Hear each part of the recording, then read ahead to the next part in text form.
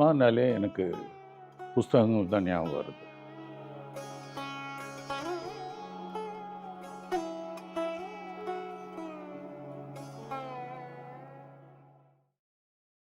எழுத்தையே தன் தவமாக கொண்ட சரஸ்வதி ராமநாத் அவர்கள் அமராவதி நதிக்கரையோரத்தில் உள்ள தாராபுரம் என்னும் ஊரில் 1925ஆம் ஆண்டில் செப்டம்பர் மாதம் 7ஆம் நாள் அன்று பிறந்தார்.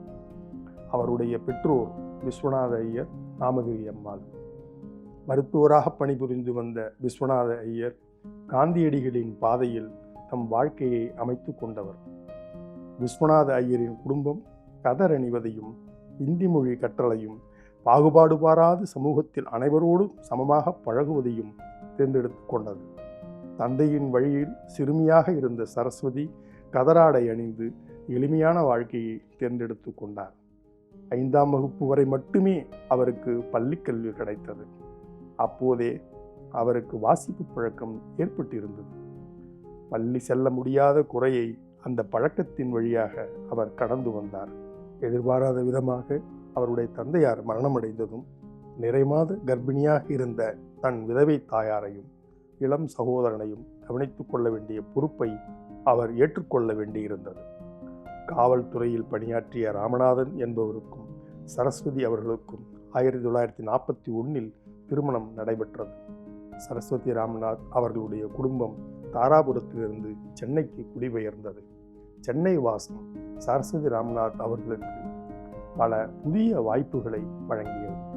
சென்னை பல்கலைக்கழகத்திலே இந்தி வித்வான் பட்டம் பெற்றார். தட்சிண பாரத் இந்தி பிரச்சார சபையில் பிரவீன் தேர்விலும் தேர்ச்சி பெற்று தம்மை தகுதிப்படுத்தி கொண்டார். தமிழ் நூல்களையும் இந்தி நூல்களையும் தேடி எடுத்து படிப்பதற்கு சென்னை நகரம் துணை செய்தது. அவரே ஆசிரியையாக இருந்து ஏராளமான மாணவ மாணவிகளுக்கு இந்தி மொழியை கற்பித்தார். தமிழில் சிறுகதைகளை எழுதத் தொடங்கினார். காவேரி, தினமணிக்கதிர், தீபம், தாமரை, கலைமகள் போன்ற இதழ்கள் அவருடைய சிறுகதைகளை வெளியிட்டு ஊக்கமளித்தன. ஜெய் சோம்நாத் அப்படிங்கிற ஒரு புத்தகம். அந்த புத்தகத்தில் தான் நான் இந்த சரஸ்வதி ராமநாத் அப்படிங்கிற பேரை முதல் முறையாக நான் பார்த்தேன். அது வரைக்கும் வெவ்வேறு மொழிபெயர்ப்பாளர்களுடைய பேர் எனக்கு தெரிஞ்சிருந்தது. ஆனால் இந்த பேர் எனக்கு தெரிஞ்சதா இல்லை. இது முதல் முறையாக எனக்கு அந்த பேரை பார்த்த உடனே சரி இந்த புத்தகத்தை படிக்கணும் அப்படின்னு சொல்லிட்டு எடுத்துட்டேன்.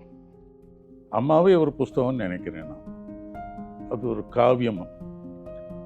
அந்த புஸ்தகத்தை நான் புரட்டி பார்க்கும்போது பல்வேறு நினைப்புகள் வருது.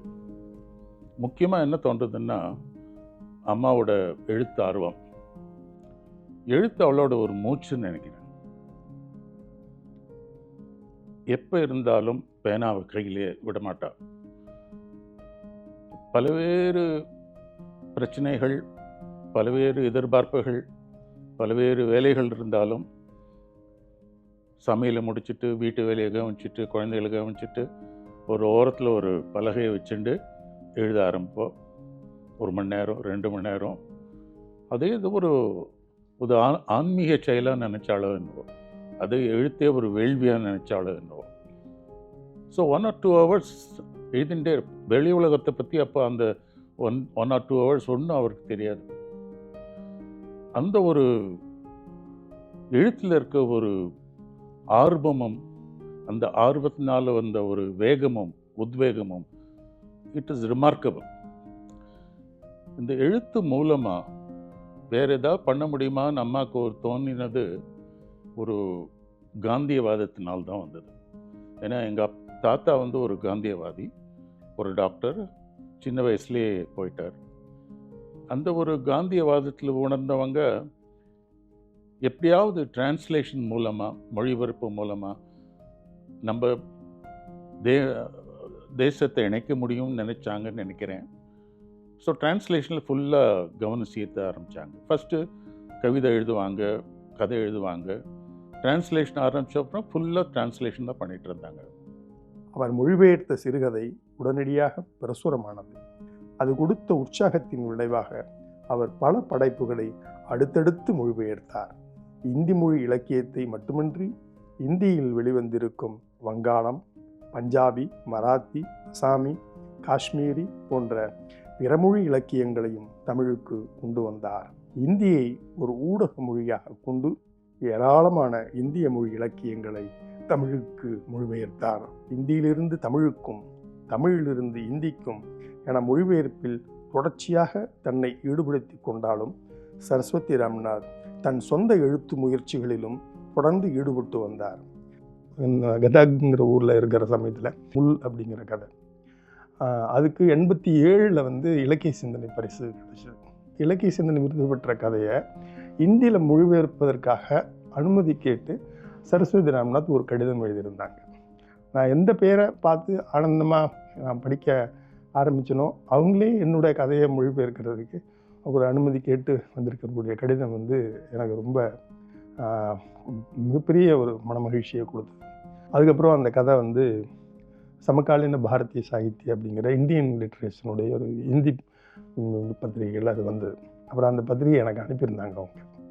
அப்புறம் அவங்க எங்களுடைய மடல் தொடர்புங்கிறது அது வெறும் அனுமதி கொடுக்கறது, அனுமதி வாங்கிறதோடு இல்லாமல் தொடர்ந்து படிக்கிறது, எழுதுறதை பற்றிய விவரங்களை பரிமாறிக்கிறதுக்காகவும் எங்களுடைய கடித தொடர்பு தொடர்ந்து எழுதிட்டே இருந்தேன்.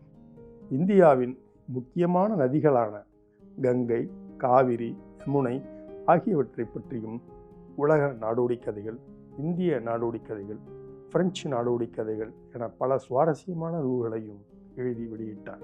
மகாபாரதத்தை களமாக கொண்ட 2 நாடகங்களை மொழிபெயர்த்து மகாபாரதத்தில் பெண்ணியம் என்னும் தலைப்பில் புத்தகமாக கொண்டு வந்தார். அவ்வப்போது அவர் மொழிபெயர்த்த பல ஓரங்க நாடகங்களை இணைத்து இந்திய மொழி நாடகங்கள் என்னும் தலைப்பில் ஒரு பெரும் தொகுதியாக கொண்டு வந்தார். பானதி பதிப்பகம் அத்தொகுதியை வெளியிட்டது. நான் 1989 அம்மாவை பார்த்துருந்த சமயத்தில் அவங்களுக்கு நாடகங்கள் மொழிபெயர்க்கிறதுல ரொம்ப ஆர்வம் அதிகமாக இருந்தது. ஏற்கனவே அவங்க நாடகங்களை பண்ணியிருந்தவங்க தான் அப்படின்னாலும் கூட அந்த முறையில் அவங்க ரொம்ப இன்னும் கொஞ்சம் கூடுதலாக பண்ணணும் அப்படிங்கிற மாதிரி ஒரு எண்ணம் இருந்தது. வெவ்வேறு மொழிகள்லேருந்து இப்போ காஷ்மீரி, அசாமி, பஞ்சாபி, மராத்தி அந்த மாதிரியான மொழிகள்லேருந்து இந்திக்கு போய் இந்தி வழியாக கிடைக்கிற நாடகங்களை பல வெவ்வேறு மொழி நாடகங்களையும் மொழிபெயர்த்துக்கிட்டே இருந்தாங்க அவங்க. அம்மா எழுது மாத்திரம் இல்லை, ஃபஸ்ட் டைம் ஒரு ஆல் இண்டியா ரைட்டர்ஸ் கான்ஃபரன்ஸ்னு மெட்ராஸில் ஆர்கனைஸ் பண்ணாங்க. அப்போது அது பிரசிடெண்ட் தாராசங்கர் பானர்ஜின்னு, அதில் ஒரு முக்கிய பங்கு வகித்தாங்க. அப்போ நான் ஒரு 10 வயசு இருக்கும்னு நினைக்கிறேன். I was volunteering. ஒரு சின்ன ஆட்டோகிராஃப் புஸ்தகத்தை வச்சுட்டு எல்லார்ட்டையும் போய் கையெழுத்து வாங்குவேன். அந்த நினைப்புகள்லாம் ரொம்ப மனசில் பதிஞ்சிருக்கு. அப்புறம் எழுத்தோடு நிற்காமல் தமிழ் எழுத்தாளர் கூட்டுறவு சங்கம்னு ஒன்று ஆரம்பித்தாங்க. அதுலேயும் ஒரு டைரக்டராக இருந்து எழுத்தாளரோட புஸ்தகங்களில் பதிப்பதுக்கு ரொம்ப முயற்சி பண்ணாங்க. அம்மா மொழிபெயர்த்துக்கிற ராதையும் இல்லை இருக்குமையும் இல்லைங்கிற ஒரே ஒரு நாவல் தான் தமிழில் ஒரு சான்று. அக்னேயங்கிற ஒரு எழுத்தாளனுடைய ஒரு பெரிய எழுத்தாளர், ஆனால் அவருடைய பங்களிப்பை சொல்கிறதுக்கான ஒரே மொழிபெயர்ப்பு அம்மா மொழிபெயர்ப்பு தான், நமக்கு நாமே அந்நியர் அப்படிங்கிற. அப்போ அவங்க தேர்ந்தெடுத்த ஆட்களுடைய இதை கவனித்தோம் அப்படின்னு சொன்னோம்னா அந்த ஆசிரியர்களுக்கெல்லாம் ஒரு பெரிய ஒற்றுமை இருக்குது. அம்ரித் கௌர் ஆகட்டும், இந்திரா கோஸ்வாமி ஆகட்டும், அம்ரித் அப்ரீத்தம் ஆகட்டும், இவங்களுடைய வாழ்க்கையை பார்த்தீங்க அப்படின்னா ரொம்ப போராடி மேலே வந்தவங்க எல்லாருமே. சாதாரணமாக ஒரு அவங்க எழுத்து வாழ்க்கையில் வெற்றி அடைந்தவங்க இல்லை. ஒவ்வொரு படிக்கட்டாக ஏறி ஏறி ஏறி அந்த பயணத்தில் மேலே வந்தவங்க. ஒரு வாழ்க்கை பயணத்தில் வெற்றி அடைதல் அப்படிங்கிறது அவ்வளோ எளிதல்ல. ஆனால் அதை எளிதாக ஆக்கி கொள்ளக்கூடிய அளவுக்கு கடுமையான உழைப்பை செலுத்தக்கூடிய ஆட்களை அவங்க தேர்ந்தெடுத்து தமிழுக்கு அறிமுகப்படுத்தியிருக்காங்க. என் கூட பிறந்த ஒரு சிஸ்டர் சின்ன வயசுலேருந்தே ஒரு மாற்றுத்திறனாளி. பிறந்த உடனே அந்த குழந்தை சரியாக இல்லை. She had severe hypothyroidism. அம்மா அந்த குழந்தைய ஒரு பெரிய டாக்டர், ஒரு பீடியாட்ரிஷனில் காமிக்கும்போது அவர் சொன்ன ஒரே வார்த்தை தான் அம்மாவோட வாழ்க்கையில் ஒரு பெரிய மாற்றத்தை உண்டாக்கியது. இந்த குழந்தை செத்து போயிடுதுன்னு நினச்சிக்கோ, இந்த குழந்தை மேலே ஒன்றும் எதிர்பார்க்காதுன்னு சொன்னான். ஸோ அந்த ஒரு வார்த்தையை கேட்ட உடனே அம்மாவுக்கு இந்த குழந்தைய நான் எப்படியாவது கொண்டு வருவேன் அப்படின்னு ஒரு மனசில் ஒரு வைராகியம் வந்தது, ஒரு விடாப்பு முயற்சி வந்தது. அந்த குழந்தையால் நடக்க முடியல. ஸோ பீச்சில் கூட்டின்னு போய் மண்ணில் புதைச்சி அந்த குழந்தைக்கு மசில் எல்லாம் ஸ்ட்ரென்த் வரத்துக்கு ட்ரை பண்ணாங்க. அப்புறம் வீட்லேயே ஒரு சாண்ட் பிட் வச்சுட்டு அந்த குழந்தைய ட்ரெயின் பண்ணாங்க. அப்போல்லாம் ஃபிசியோதெரபிஸ்ட்லாம் ஜாஸ்தி கிடையாது. ஃபிசியோதெரப்பி எல்லாம் பண்ணது அவங்க தான். அவங்களுக்கு மொழி கற்றுக் கொடுத்தாங்க, அவங்களுக்கு தன்னைத்தானே பார்த்துக்கிறதுக்கு கற்றுக் கொடுத்தாங்க. இது வந்து ஒரு அபூர்வமான செயல். ஏன்னா மாற்றுத்திறனாளிகளை நம்ம மற்றவங்க தான் நமக்கு உதவி பண்ணோன்னு நம்ம எதிர்பார்க்க முடியாது. பெற்றோர்கள் ரொம்ப ஒரு முக்கியமான பங்கு வகிக்கணும். யாராவது ஒரு பெற்றோர் அந்த மாற்றுத்திறனாளி மேலே ஒரு அக்கறை வச்சான்னா அவங்க வாழ்க்கையே நன்னாக மாறும்ன்றது அம்மாவோட ஒரு பெரிய ஒரு சாதனைன்னு நினைக்கிறேன். அதை நான் பார்த்து சார் அந்த அம்மாவோட அந்த விடாமுயற்சியோட பலனை என்னோட அக்காட்ட பார்த்தேன். எந்த குழந்தை நடக்க முடியலையோ நடந்து 70 வயசு வரைக்கும் இருந்தா. அதை பார்த்தப்ப தான் எனக்கு இந்த மாதிரி மாற்றுத்திறனாளிகளுக்கு ஏதாவது பண்ணணும்னு அதுதான் ஒரு உத்வேகமாக இருந்தது. நான் மனோதத்துவம் படிக்கிறதுக்கு அதுதான் ஒரு பெரிய காரணம்னு நினைக்கிறேன். ஒரு மொழிபெயர்ப்பாளனுக்கு அவன் வாழ்ந்த வாழ்க்கையினுடைய அடையாளம்ங்கிறது வந்து அவனுடைய மொழிபெயர்ப்புகள் தான்.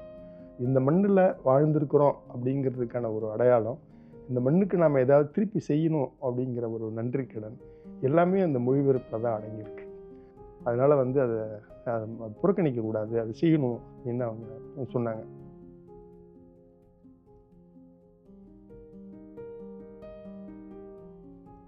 இந்த ரெசிலியன்ஸ் எப்படின்னா, அம்மாவோட வாழ்க்கை முழுக்க ஏதாவது ஒரு நோய் வந்துன்னு இருக்கும். ஒரு 2-3 சர்ஜரி ஆச்சு. கடைசியில் ஒரு very very rare kind of skin cancer. வேர்ல்ட்லேயே probably less than 10 people had it. அந்த ஸ்கின் கேன்சருக்கு இப்போவும் அதுக்கு ஒன்றும் க்யூர் இல்லை. இந்த ஸ்கின் கேன்சருக்கோசரம் ஒரு விதமான ட்ரீட்மெண்ட் எடுக்கணும்.